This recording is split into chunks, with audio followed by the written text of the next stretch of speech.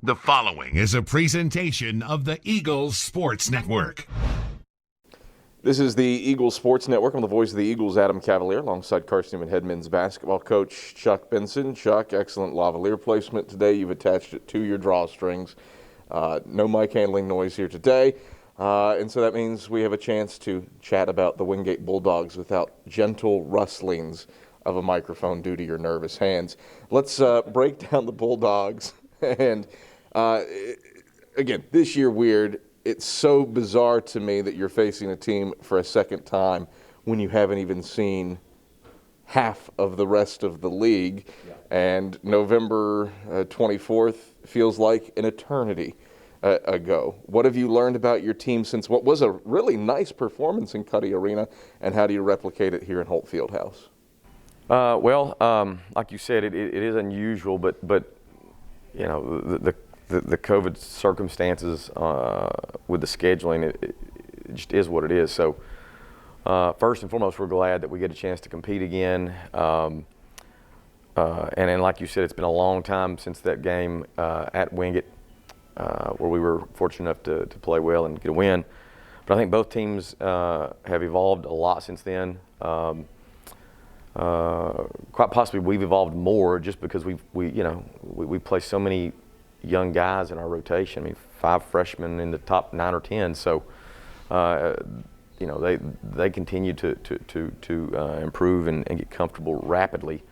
But this has always been a very, very competitive sort of game over the years. I've got the greatest respect for Coach Good and his staff and what they do, how they play, how they go about their business.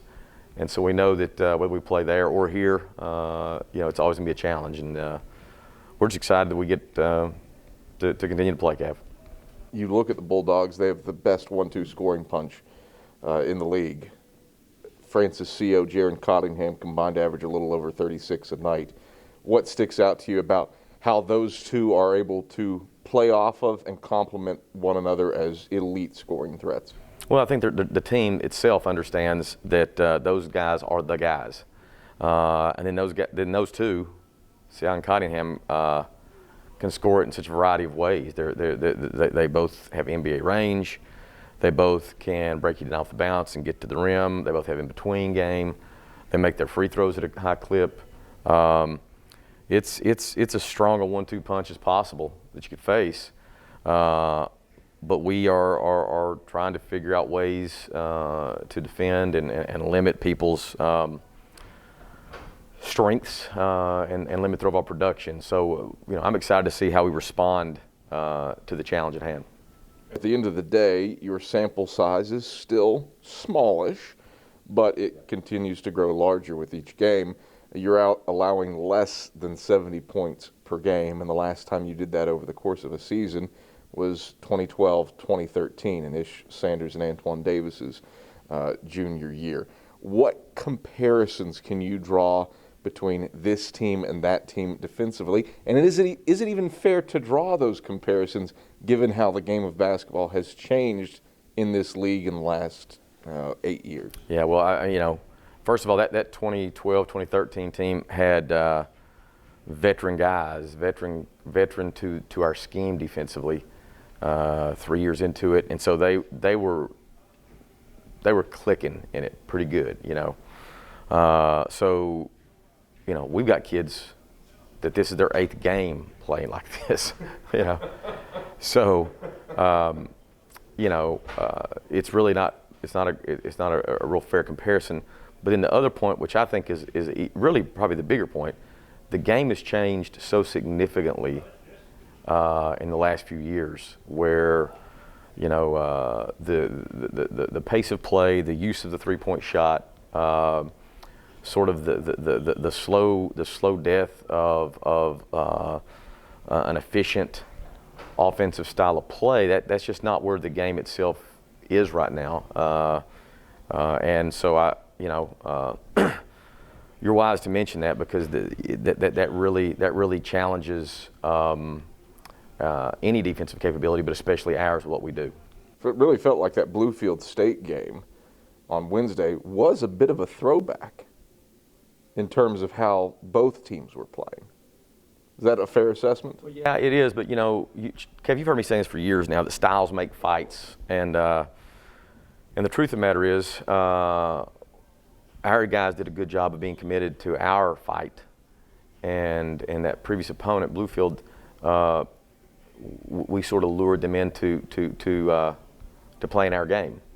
We just think we're a little bit better at that game than they were, and so anytime you can get a team to sort of lose its focus and lose the plot, so to speak, you benefit yourself. And today not a lot of people want to, not a lot of players want to grind. They want an easy sort of give and take. You let me do my thing, I'll let you do your thing, and that's not where we're at with this. So it was a throwback, and yet it wasn't what they had preferred for sure. When you look at their numbers coming into the game. You remarked earlier this year that one of the most consistent things about freshmen is their inconsistency. Are you seeing? They're consistently inconsistent. Correct. Are you seeing that inconsistency among your freshmen this year? You and I've been talking about this for the last semester. I've been sort of surprised because there has been this particular class. There's been just something different with them. They've got sort of a maturity about them. They've got a really high character sort of trustworthiness. They've got a level of sort of a comfortability to some degree already. And yes, I have seen a lot more positives than negatives. Now, a lot of that goes back to be honest, a lot goes back to their previous experiences as players, to the jobs their families have done in raising them. So a lot of credit it goes back, but I still stand by my statement that young new people are typically consistently inconsistent. But I think this group of guys seem to have a smaller dose of that maybe than others. Chuck, pleasure as always. Good luck Saturday against the Bulldogs. Thanks, Cav. It's Carson-Newman head men's basketball coach Chuck Benson, the voice of the Eagles, Adam Cavalier, and this is the Eagle Sports Network.